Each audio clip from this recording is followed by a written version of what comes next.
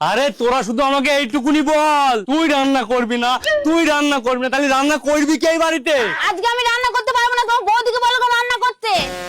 এই আমার উপরে বেশি হুকুম চালাবি, আমিও না রান্না বান্না করতে পারবো না। আরে হুকুম করেছি, বেশ করেছি, রান্না তো আজকে তোকেই করতে হবে। আমিও দেখছি কে আমাকে দিয়ে রান্না করে, কার বাপের এত সাহস। আরে তোরা আবার বাড়িতে ঝগড়া শুরু করে দিলে। বলো রান্না করবে, বলো রান্না করবে, বলো রান্না করবে,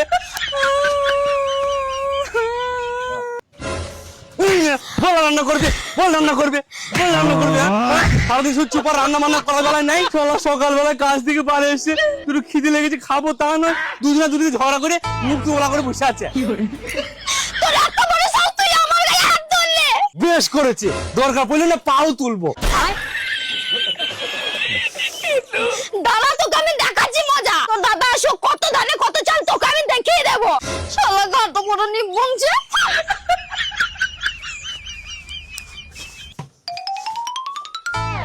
সে গাড্ডো বড় কোথায় গেল কে জানে, বাড়ি আসার নাম নেই। আরে কি ব্যাপার, তুমি এখানে দাঁড়িয়ে কাঁদছো কেন?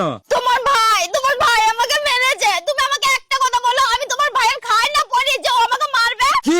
হ্যাঁ, আমার ভাই তোকে মেরেছে, কিন্তু কেন মেরেছে? কেন মেরেছে সেটা তোমার ভাইকে গিয়ে জিজ্ঞেস করো। ও আমাকে মারবে কেন সেই উত্তরটা তুমি আমাকে দাও। আরে তুই কোনো চিন্তা করি না, ও আমার বইয়ের গায়ে হাত দিয়েছে, যাত্রার না, ওকে শেষ করে ফেলবো।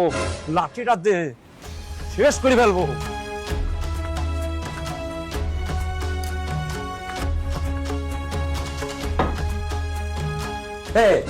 কি হয়েছে রে?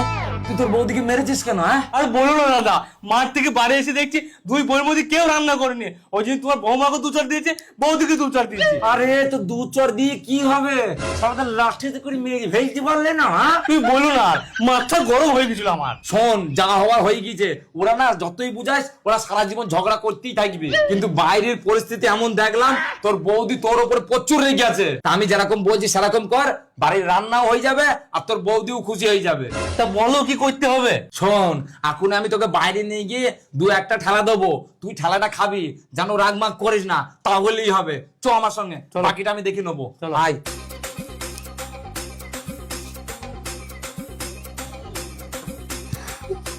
তোর এত বড় সাহস, তুই আমার বউয়ের গায়ে হাত দিয়েছিস? তাহলে হাত পর্যন্ত আমার বউকে আমি চোখ পর্যন্ত দেখাইনি, আর তুই আমার বউকে মেরেছিস। মেরে গু বের করে দেবো, দেখবি এখন। হ্যাঁ, আজকের পর যদি তুই আমার বউয়ের গায়ে হাত দিয়েছিস না, আমি শালা ভুলে যাবো যে তুই আমার ভাই।